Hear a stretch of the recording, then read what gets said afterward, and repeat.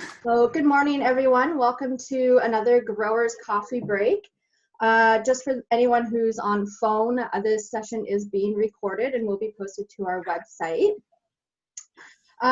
One thing that we want to mention is that we are judging our Landscape Awards of Excellence next week. So every year our landscapers submit their entries on installations, landscape designs, maintenance projects, and we judge them, and then they then go to the national awards. And our judging panel is made up of a cross-section of members from our membership. So we have landscapers, suppliers, we also try to include retailers and growers. And we are actually still looking for a grower to sit on our panel for next week. So it's happening on Wednesday, October 28th. We'll start judging at 9 a.m. and it'll probably run until about 2 p.m. We have about 15 entries, and this will include lunch and coffee breaks as well throughout the day. It's a virtual judging that we're doing for the very first time. So you'll be sent all the information beforehand and then review it with the panel with everyone online. So if there's anyone who is interested as a grower or retailer, please let me know and we would love to have you on our panel. And with that, I'm going to introduce Qualitree. So Qualitree has offered to give us a presentation on their water system that they have been working on. They've brought in a new program and improving and on their journey to water health. So they are more than willing to share that with our group today, and we look forward to hearing what you guys have to show us. So with that, we have Stephanie Burkhout, Chris Kay, and Rihanna Niels here to present to us. So I will pass it off to you guys. And just one quick mention before I do that is if anyone who is online on the phone or on the computer, please mute your microphone, and we will do a Q&A at the end of the presentation. So great. I pass it on to Qualitree. Hi, everyone. Thank you so much for joining us on this chilly for us Tuesday morning. Like Fanny said, thank you. I'm Stephanie Burkhout, joined with Chris here and Rihanna Niels. We're all growers here at Qualitree, and we're excited to share a little bit with you about our water management and system progression, which is a bit of a big title, but we're just wanting to share what we've implemented to improve our water system by means of research, conservation, and water treatment over the last year or two that we've made some big changes. So a little bit about us. If it works. Uh-oh. There we go. A little bit about us. We're here in British Columbia, obviously, BCLNA. We're tucked away in Rosedale, which is just outside of Chilliwack. We're a plug-in liner producer here. We focus a lot on lavender and conifers. And yeah, we've been kicking around for almost 25 years. So it's been a really beautiful time. So this is kind of the outline of our growing space in 2017. This is our main location here in Rosedale. All in all, it was mostly outdoor space with some greenhouse locations that you see up on the top and on the left side of this map.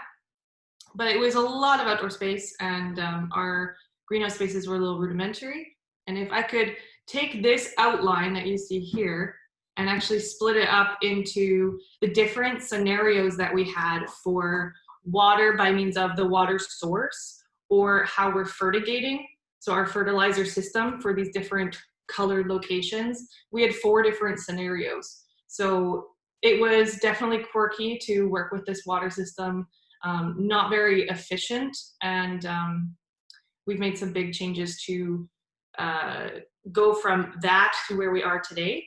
But we wanted to talk a little bit about what it was before we can punctuate how much we appreciate how far we've gotten today. So if we look in the little blue section here, and I'm sorry if you're phoning in and you can't quite see our screen, hopefully you get to view the webinar later. If you look at the blue section up in the top right, those are greenhouses 1 through 11, that's what they were called, and we'll just share a little bit about what that system was like before. All right, so greenhouses 1 through 11 were pretty pretty prehistoric compared to what they are now. So they were running off of a single well source. We adjusted all of our water, the pH on a 93% sulfuric acid concentration. That choice of acid was based off of the well results. So they were lacking in sulfur, so sulfuric acid was then put into play to help adjust it. And inside each of those greenhouses, they had a dosatron on the boom that was fixated for overhead watering. And we just basically put in feeds directly into there on that green jug you might see in that picture in the bottom. And that's how we got our water through, and that's how we got our feed through. Just very simple, one source, and off it went.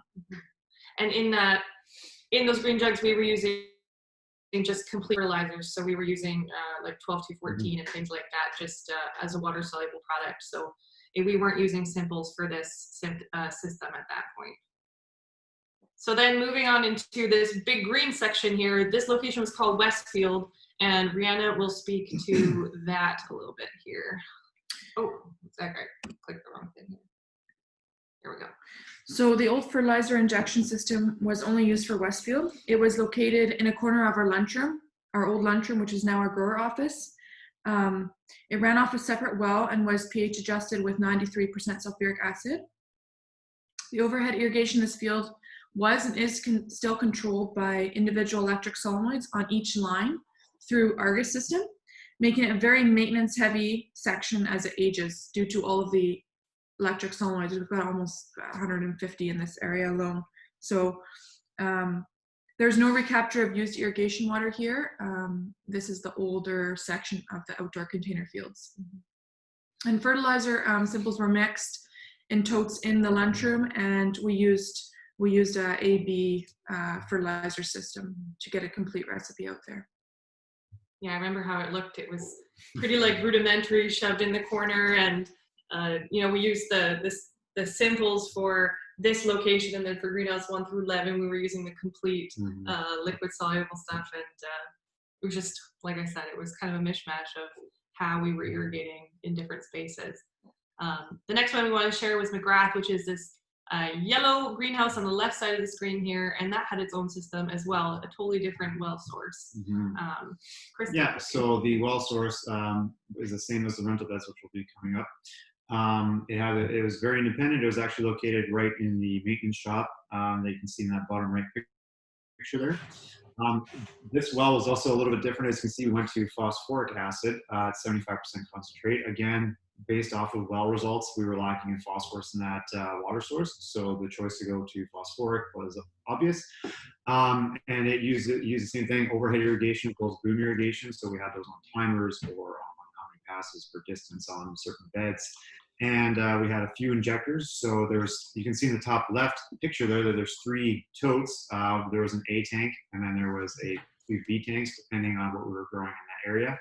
And we just had to do kind of one at a time. So today would be B tank, tomorrow might be A tank, or 3 days later, depending on when we needed to water. So it was very, very hands-on style watering when we were down there. Okay, and then the last one was the large orange space at the bottom.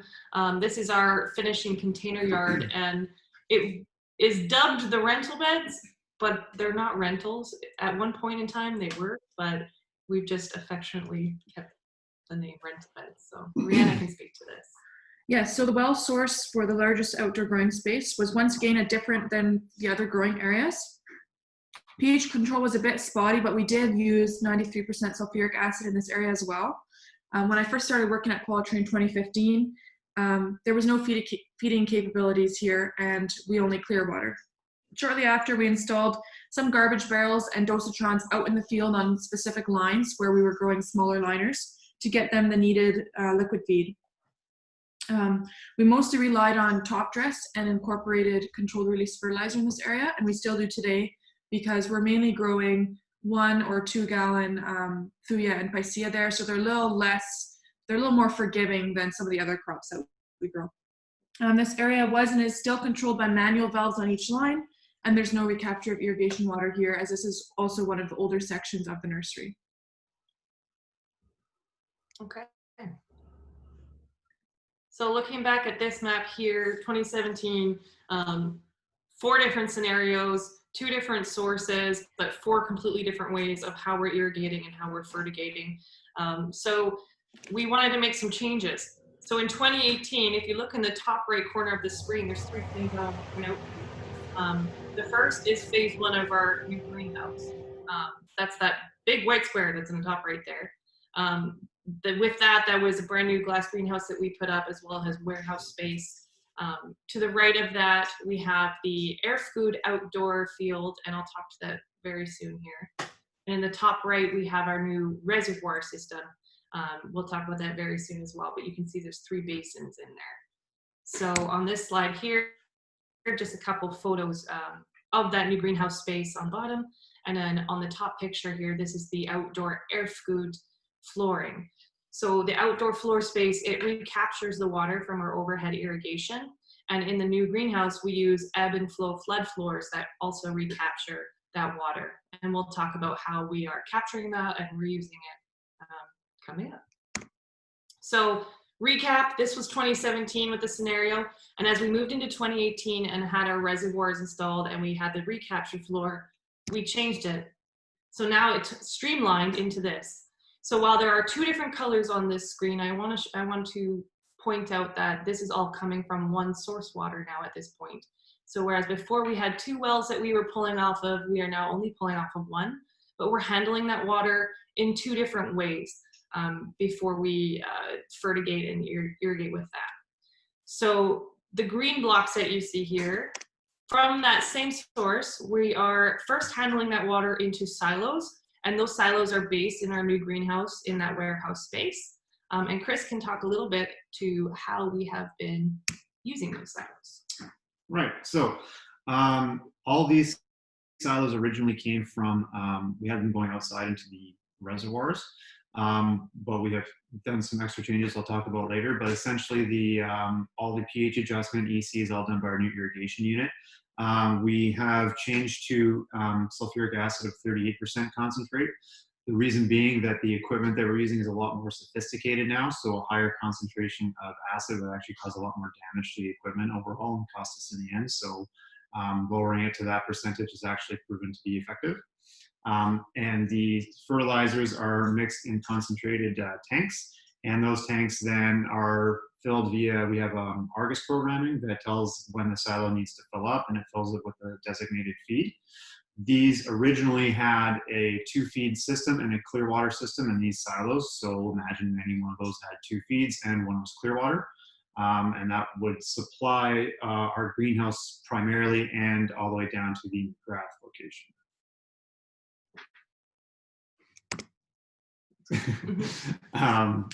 We have here the pH adjustment. So this tank was actually added a little bit later on. We were originally using 1,200 liter tote system. So it was raised up and it kind of had a little bit of a gravity feed to it. The pros to that was the consistent flow. We could turn around our acid really quickly in these totes, and it's better to not have it sitting. We had like a bunch sitting in the yard, so we could move them and then get that tank emptied, bring a new one in. Whereas this system is nice because it's also, we can just have one area for it, but when it sits for a long time, the acid tends to get a little bit, it starts to settle, so it gets a little bit stronger. So we're working on trying to make this a little bit better, but essentially this is a system we want to stay with. It's been working for us, but again, it's still some work to be done yet. So that's how we basically do all of our water adjustment for pH, and yeah, it's fairly low maintenance, but it's still, like I said, needs some work. So it's definitely a step up from picturing how it was in 2017 with 4 different scenarios, different acid types, different tote systems and things like that. So having it all now in one space is a lot safer and a lot easier to manage. So that's definitely a plus. Yeah. Our fog unit, this has been an interesting learning curve, but originally we had the water coming off of our clear water silo. That silo again was coming actually from the basins that pulled from outside. That water actually came in much dirtier than we expected because the fog unit uses 3 micron filters, 2 25s and a 10 micron. And it actually started to plug up quite often. I would get alarms, of course, from Argus saying that, hey, the VPD in this section is much too high. What's going on? You find out that the fog unit is completely plugged because of the dirty water. So ultimately, we changed over to city water. And since we changed to city water, the source has been much cleaner and has almost had zero issues with any kind of plugging up, just regular maintenance, and it works a heck of a lot better. The flood floors, so we mentioned earlier that the silos have all those premixed fertilizers. So that system has the adjusted pH and EC that goes in. We select, okay, we want a certain feed to go on the floor at a certain time for a certain amount of time, depending on what size of plants we have in there, of course. So one flood can typically take about 15,000 liters of water. Naturally, there's a bunch of fertilizer in that water. We don't want to just get rid of it. So it actually heads to a drain pit that's located in the back of the greenhouse. It gets pumped outside into the drain basin, which can then be recycled and reused for outdoor areas. I'm just trying to maintain it so that we don't have to keep remixing new fertilizer over and over. For one, it's very costly and it's not very sustainable in the end. So this whole system is really driving that sustainability factor. As mentioned before, our fertilizer concentrates. So this is where all of our fertilizers are mixed. You can vaguely see the B3, A3 section. So that's part of our A and B mix. On the very far left, you'll see silo 4. That silo is the one that supplies the clean water to those fertilizer tanks, as well as the silos behind when mixing. It's fairly simple system. We just pour in simple for fertilizers, and based off of a very specific fertilizer recipe, and then they get pulled into the silos based off of the requirements of the grower. So we can raise or lower our ECs in the silo depending on how often or how much we need to water. The AB Direct Inject system, this is exactly how we have to maintain the AB 50-50 flow. So when we use that system, for those who don't know, it has to be a 50-50 ratio. The way we can tell that is we have these little silver meters that are installed there. They actually are flow meters, and they tell us when there is a deviation, or just telling you when they're matching. This also ties back to Argus, which then we can graph and see where the deviations are, see what the problems could be, and help source the problem if there is one. It's a far cry from the barrels and the rental beds and having totes all across the nursery. To have it all pull from one space has been, it's one place to troubleshoot, it's one place to mix from. It's a blessing and a burden, but for the most part, it's a blessing. So we just spoke to the green section, which was greenhouse related and pulling water from those silos, but also from that same water source, we are pulling water from our reservoir system. So that's the place circled in blue on the top right of the screen there with the 3 blue dots in it. So we'll talk about what each reservoir is, but keep in mind that that reservoir on the top right is the water source for all the blue that you see on the screen here. Yes, specifically all the blue, because we do things a little differently in the greenhouse, which I'll get to. So we have the reservoir system. If you look at the top left picture there, you'll see they're all done numerically. So where number 1 is, that is actually what we designate our rainwater collection basins. So anything that goes off of the greenhouse roof, through the air-cooled floors as well, it all just gets shot right into that basin. Of course, the benefit of rainwater is the low bicarbs. It's a very clean source, so we want to collect as much of it as we can. And it's, of course, not costly for us to be pumping out of the ground. Number 2 is our well water basin. That's where we pump directly from the well, located just off the picture there, but we pump in there pretty regularly. That water goes through the greenhouse for pH adjustment and lands back in there. And then number 3, that's the drain. So that's where all of our fertilizer water comes from, anywhere that has an air-cooled floor. So all of the floors inside the greenhouse, every single one will have the water that comes up and gets sent right back into that entire drain, as well as anywhere outdoors. Some of the new fields that are being installed, it's getting there. They're continually building, and we're creating more and more recapture space. So it does take it does actually fill up fairly quickly if you're not paying attention. So the really nice thing about this system too is that the growers that are taking care of the outdoors have the ability to choose if they want to go solely clear water using the rainwater source or the well or the drain, or a combination of the two. And when that water ends up going into the greenhouse for the pumps, it will adjust the EC to match what it needs to be set to. So whatever they want outside, typically. Yeah, we tend to use the water from the drain basin on more forgiving crops, so like the older crops that are out in the rental beds in the container portion of the nursery. It's really nice for that because we don't have to inject as much fertilizer because there is a given EC it's higher in that drain basin. So one of the things that we do have to do is have our thumb on, yeah, there's an EC to that water, but what's that composed of? What are the nutrients that's in that water? So we frequently have to sample that water and see what's in it and adjust accordingly. Also with the reservoir system, we have the, you can see that that's a big solar cover on there. So that, I believe the intention was to block light. So there was virtually no algae growth in there. Unfortunately, it did not work out as intended. Part of my job here at Qualitree is to actually really oversee the health of the basin on a regular schedule. I'm up there almost about 3-4 times a week just to make sure things are going and reporting and trying to find out what's going on. But there's pretty much no filtration coming in. The only filters that we have are when they go through the irrigation unit, so that things like duckweed or algae or any other kinds of debris that might physically block a sprinkler will pass through that filter and not make it outdoors. But if you see through the next picture here, you might see a little bit more color as to what happens.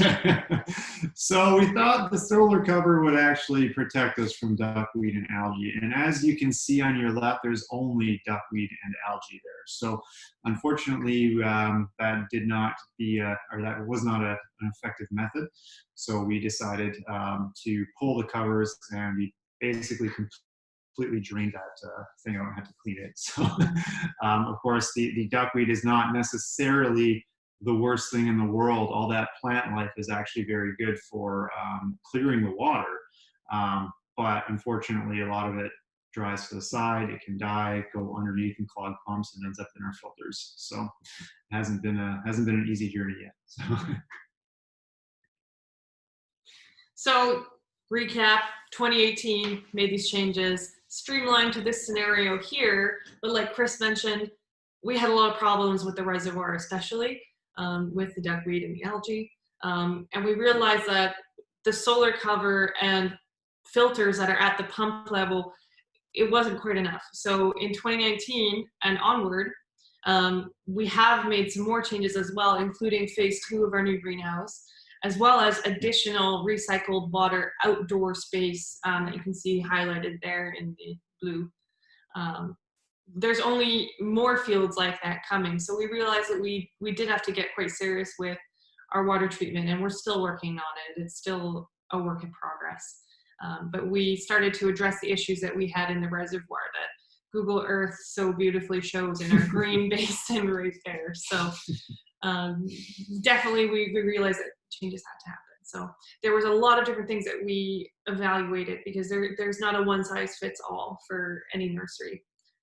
There's a lot of different methods and equipment out there for water treatment and things like that. So it was a lot of things to consider, and we're still exploring all the different options that might work together.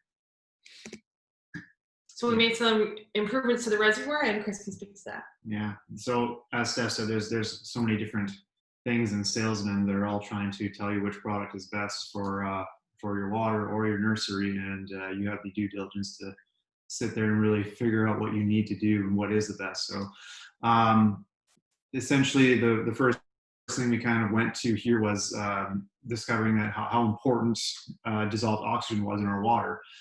We did a few initial readings, and we discovered that they're actually fairly low, almost about, I think it was 79% saturation. So that was about 5 ppm roughly. Yeah, even lower. We were down to 3.5 when we first started measuring. 3.5, which is actually plant harmful. And that was at the bottom of the basin. And that's exactly where our water sources, when you draw water from, that's where the pumps are located. So we're pulling the very low DO water. So what we did was we completely drained these basins and cleaned them out and installed, you can see there's a little sprinkler system that goes around that black pipe. And that, what it's doing is a submersible pump. So it's drawing water down from the surface and sending it back up to the top of the sprinklers. And that actually exponentially increased our oxygen in the water. We went from 70% to just over 100% alone, which is 9 milligrams per liter. Milligrams, ppm, thank you. yeah. 9 milligrams. So that's, of course, a much bigger improvement. But at the same time, we said, well, why stop there and shoot for 300%, which is, shoot, I don't even know the actual number for that one. Never looked it up, but we're installing nano bubblers into that system, and we're going to actually very shortly see the improvement, especially over the winter time, because that's when everything kind of starts to get a little bit more anaerobic and there's less activity, less pumping. So this will be a real improvement to see how our water health continues. The removal of that solar blanket, of course, as I mentioned, it just became kind of its own reservoir for things that could live on it. I believe at one point we had a few of our guys go in there on a couple boats and have to pull the pull the weeds and the forests of undesirables off of there. So since then, honestly, we have seen much bigger improvement. These basins don't have any algae in them other than just standard surface algae, so it just looks a little bit green. It's not floating on the surface, and it was very, very bad before. We were trying a product called Energetic, locally sourced company. That was a product that we added to the water that increased microbial activity, the beneficial microbials, but based off of more information we got from the supplier, they said that what we have currently is not working for us. So there's no sense in us actually applying more until we improve our system or improve our water. And that was usually removal of a lot of muck and debris, because it just wasn't, we're just adding to it essentially at that point. So the last thing that we have going is we've also moved in a new intake pipe. So as I mentioned before, the intake's at the base of the reservoir. Now we have a float that goes in there, and it draws up the final 2 meters of the water on the surface. So all that water that's high up, that has the most DO in it, that's where it's going to be pulling from instead of the bottom. Even if the bottom is nicely concentrated, we still want to try to pull from the top, because it'll just be more concentrated. As the nano bubblers pump in oxygen, you'll just see it floating to the top. So our readings from there have been naturally higher. So that's been kind of our first set of improvements there, just outside alone. Moving indoors again, we basically changed, one of our biggest things that we changed our source. So we were actually pulling from the outdoor reservoirs. And that was about 50% rainwater, 50% well water. Unfortunately, it didn't matter if we were pulling one or the other or both. The result was the same. We had pretty green, ugly water. We had a diver go in there and to check out the basins before we started emptying them. And we had a couple of jars, and those jars had just settled out, and they were just literally green. So we knew that we were just dumping in algae all over our crops, and it wasn't actually helping us in the slightest. So we switched over to the well, but we had it so that it only pumped directly from the well. It went underground and directly into our silo floor. That silo it does not see any form of light. It's covered. You can see these silos also have the black cover on. You can literally see right to the bottom when you go all the way to the top of that silo. It's just completely clear, cleaning through to the base. And the other thing is that it also gets treated with ECA, which I think is the next. What are we doing? Sorry. Okay. So we have our ECA machine. Now this is actually a much older technology, but it's actually a proven technology. That's why it has hung around. It uses potassium salts and converts them into potassium hypochlorite using electrolysis. It's actually inside that panel where the water goes through, and it stores it in that storage tank behind. It was actually very beneficial. It goes directly into whatever lines that we're pumping into and going out. So mainly for the greenhouse, it doesn't actually go outside.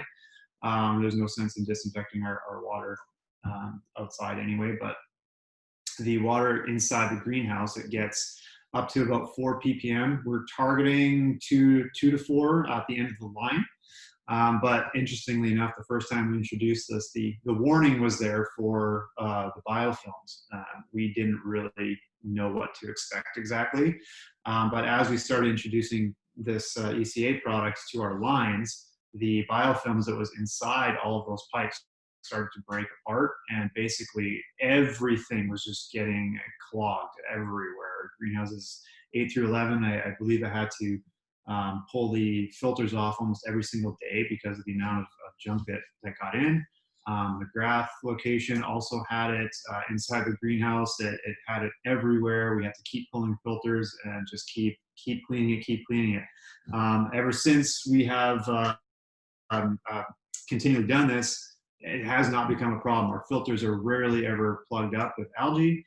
There's rarely ever any real issues in there, other than maybe the odd piece of debris that gets into some of the filters, but that's easily cleaned and it's not causing us a big issue. So, yeah.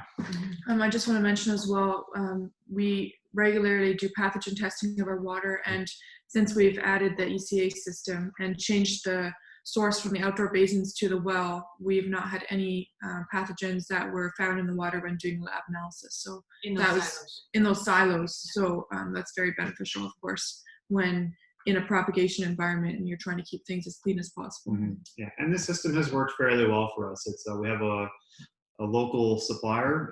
We have very quick maintenance requests. Any troubleshooting requests we had, they're able to take care of it in a heartbeat. It's fairly low maintenance. There's not much we have to look for. And yeah, there's not a lot of extra inputs other than the salts we have to buy. We have to have some water soluble salts that remove calcium and magnesium from the water, which is fairly low cost, and just the salts themselves that go in. So apart from that, just a regular maintenance, which is already taken care of by the crew, and yeah, it's been working fairly well for us. So. Yeah. So for anything that's running off of those green blocks, for example, anything that's running off of the silos, closing off the water that's coming into the silos from the environment by pulling it direct from the well and not from the exposed portion of the reservoir that has the well water was a big improvement. And then also the ECA water. Mm-hmm. These are fairly new. These are recirc units, so they basically just run off of an Argus program that recircs them every X amount of hours over a 24-hour period. So they're connected to all 4 of our silos, 1 through 4, of course. And what they do is they pull in water. They check to make sure the pH and EC is where we want it to be. And then if it isn't, it will start to pull in fertilizer from the tanks and just start to help top them up. The added benefit to this is that the water is circulating, so any kind of salts or anything that's been floating in the water is actually agitated and it's all being pulled out properly. And as well as the outdoor areas, so they'll actually pull water from outside, say the well. If the pH is off, it'll actually inject a little bit more acid just to keep it topped up. It only does that for a few hours, but it helps instead of just having to pump, because when we initially fill our well, we're just filling it and filling it and filling it, and then we have to stop it. The recirc unit actually will just pull the water and add acid to it if it needs to, just adding acid, no more water. So that helps us in the end with keeping our pH balanced, as well as the drain. So the drain is the exact same thing. It'll just pull in the water, keep circulating it, checking it to where our parameters are, and then once they hit it, it'll change. It'll keep recirculating, and then it'll change to the next cycle. Okay, so those are the things that we've done to improve for our reservoir and our silo systems right now. But what's ahead for us? We don't have, it's not 100% yet for our water treatment. And we're only getting more and more outdoor recirculation space. So what are some of the things that we're looking into? One of them was actually a duckweed skimmer with oatgrass bales in it. That's more for like physical removal of anything that might be on the surface of our reservoirs. We're also looking into slow sand filtration as well as ultrasonic units. So lots of research going on here and seeing what is compatible with what we have now and what will work long-term for the future as our demand for recirculated water here on our main site only gets greater and greater. So you can see like this is us now on the left, and there's like a little blueprint that's transposed over top. And all of that outdoor space that is not currently recapturing the water, the goal is that one day all of the outdoor space that we have recaptures our water. So it only stresses our need to make sure that our water quality is tip top. So with that, we just want to thank you for joining us. And if you have any questions, we totally welcome them now. But if you want anything in greater detail, or you want any additional information, feel free to email us at the links that we've shared here. So thank you. Great, thank you guys. That was really in-depth and really awesome. That's a huge system you have in place. So let's open it up to questions. If anyone out there has any questions for the Qualitree team, please feel free to unmute yourself and ask away.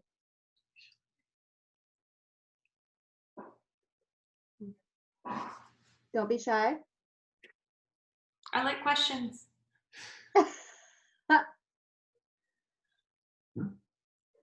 I myself have a question. How long in planning for you to even get to phase 1? Oh, I don't know how long it really took to plan it all, but there was a lot of things to consider. When phase 1 is going in, like for the new greenhouse, for example, they not only have to plan for phase 1, but what's the potential for phase 2, phase 3, phase 4 for the future? Like the systems that we put in now need to be suitable for expansion in the future. So there was a lot that had to go in and be considered for that. So I don't know how long, but it was definitely a long process. Yeah, absolutely. We have a question from Richard Forster in the chat. He wanted to know, did you reduce weeds by increasing oxygen into the water? Did we reduce weeds? Yeah. Like on the plant level, or like in the basin, you mean? Like the duckweed? In the basin. In the basin. I would say that so far we have. The 2 basins that we actually had drained out, those ones we have not seen any formation whatsoever. We actually did not completely take down the drain basin yet, so there's still a bunch of it in there. It's I believe we're planning on taking care of it once we're ready, but it's a much larger basin, so we haven't tackled that one yet. But because of the frequent movement, because of the added oxygen, the science says that the constant oxygen and breakup of the surface water doesn't allow for those things to actually grow to begin with. So from personally seeing it, I haven't seen any issue with new weeds and going out of control like it did before. Excellent, thank you. Richard has another question. Can you explain better what Penergetic does? So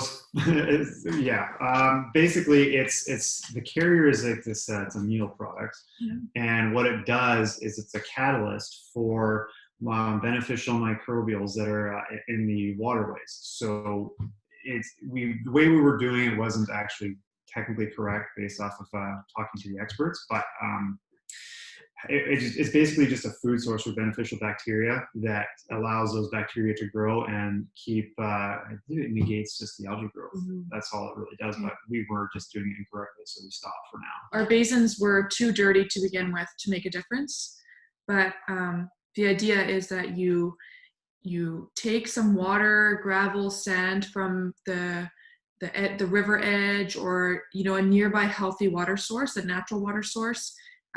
You add that to your basin along with the Penergetic, which is a catalyst for growing that naturally occurring bacteria, and that helps keep your water clean. But because we started with such dirty water, it wasn't working, and they gave a bunch of suggestions to help us improve it, some of which was cleaning the muck out, which Chris described. Draining the basin and cleaning it up before we could start again. Yeah, and one thing that you'd have to do for that product to work is add these, they call them a microbial house. So you'd actually have to install boxes, because the bacteria that's actually beneficial in that water is not free swimming. They actually need a place to kind of harbor, and then they can do their job effectively. But because we didn't actually have that was not going to work in the long run anyway. So most of that bacteria and all those things that kind of live down below, those bacteria wouldn't want to go down that low anyway. And our DO was already too low for it to work effectively for the amount of bacteria we needed in the water that could survive with that level of DO. we were just too low. It wasn't going to work, and until we made the improvements.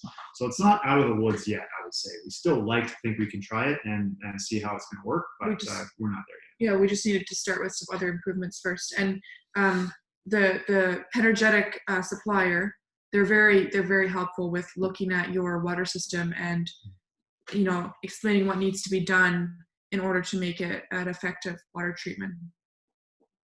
Great. Question from Stephen. What pathogens in the water do you test for, and where do you get them tested? That's a good question. So right now we're working with a European lab because most of our consultants are from the Netherlands, and we find it easiest if we're dealing with the same lab that they're familiar with. So we actually go to Eurofins. It's not necessary. There's other local labs that could do the same water testing, but for us, it works better. They test for the more common ones like Pythium and Phytophthora, and that's typically what we're finding in our water right now in the outdoor basins. Great. And a question from Nathaniel. Do you use any of your captured water in your propagation house? Absolutely not. Anything, our greenhouse is a flow-through system. So whatever gets pumped in from the well goes underground into the silo floor. Our fertilizers are all from that source. The silos get that exact same water. It goes out, floods, or goes overhead, and it goes right to that drain pit and gets sent outside. And that's it. Never comes back in. Yeah, so it's a one-way system. So if it's coming direct from the well into those silos, that water is then used in the greenhouse space, and then that water goes to the drain basin, and that water is only used outdoors. The original thought with the greenhouse was that the silo system could be a closed system, where if we're using that water on the propagation stuff, we could cycle it back, treat it, and reuse it. But we realized that that just wasn't practical. And so it's a one-way system now for things, especially for prop. And I think long-term, the vision is still to make the greenhouse one loop and the outdoor areas one loop, but right now it's not possible because we still have improvements to make. Okay, thank you. Any other questions out there for the team? It's Jamie Albers here. I was wondering about the ECA system. You mentioned it. The pathogens you're testing for now are not anymore in the water after the ECA. How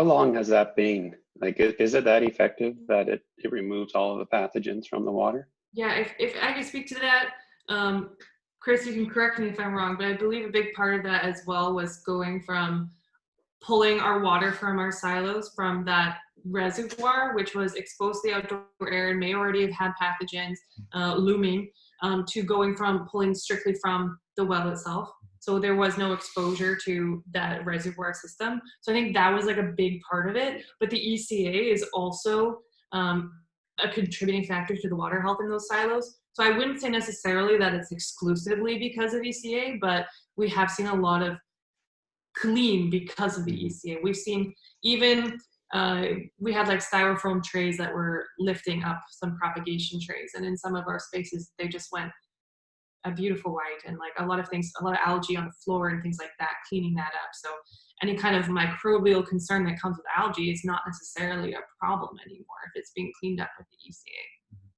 Yeah, that was kind of one of the biggest things that we did. The ECA, I wouldn't sit there and suggest that it's going to completely do what you think it's going to do. If your water is super dirty and your water is just like we had before, outside, a lot of muck, a lot of junk in it, it takes that much more product to clean it up. So initially when we had it going, we were barely getting 0.2 ppm out of our lines, and we were testing these things weekly. Since we switched over to a cleaner source, we're able to actually achieve our targets of between 2 to 4. So it definitely helps negate anything that could be in the water. And it definitely does help with anything that probably was in the water, but you have to make sure your water is already kind of clean. You can't just have a super dirty source. So it's a tool, it's not like a solution. That's my best explanation for that. Okay, thank you. Another question from Richard. How do you balance nutrients within the recirculation water? Yeah, Brianna, you want to speak to that? Yeah, so right now, because the majority of the nursery is not on the it's just regular, what do you call it? Non-recaptured water. That's what most of the outdoor nursery is right now. Sorry, that took me a long time to get that out. So there's this, I would say maybe a quarter of the entire nursery is being recaptured right now. So with that comes a lot of rainwater. And we're also topping up that drain basin with well water whenever it gets too low. So we haven't actually had to adjust our fertilizer recipes for that drain water yet because it's such a small percentage of what we're actually using. However, we're testing it on a bi-weekly basis for all the nutrient levels, keeping an eye on the EC. And currently what we do is if the EC gets a bit too high and we're not comfortable with the nutrients, we just dilute it with well water and use it without having to adjust the recipes. In the future, probably next year already, we're gonna have to test that drain basin on a weekly basis and find out how the nutrient levels change after they've been run through the crops once and adjust our fertilizer recipes that way. And right now we're using that drain water and injecting EC to a certain point. So while we have to inject less fertilizer on that drain water, we're doing it on very forgiving crops. So the nutrient balance, even if it is a little off, it's on like older conifers and things like that. So it's not like as critical as say in a propagation environment, right? Excellent. We're going to take one last question from Nathaniel. How long have you been using the ECA water system, and could you give a little insight into how you choose this over other alternatives available, such as chlorine, H2O2 uptake, etc.? Several years ago, Gary Niels, our head grower, and I did a lot of research on the different water systems. We talked to many different suppliers and companies that provided things like ozone, hydrogen peroxide, etc. A big part of our decision was this is a local supplier. They're based out of Chilliwack. They're very willing to. We could go there. We could look at how they built it, what it did. They came out to our nursery several times to look around. Fast and easy maintenance and service. We also visited several other greenhouse operations in the Fraser Valley to see what they were using. There's several, such as Rainbow, that use the ECA system and are very happy with it. It also had, compared to some of the other systems like ozone and hydrogen peroxide, had quite a bit lower initial costs as well as operating costs. This thing is very cheap to run throughout the year once it's being installed. So that was definitely one of the factors as well. Great.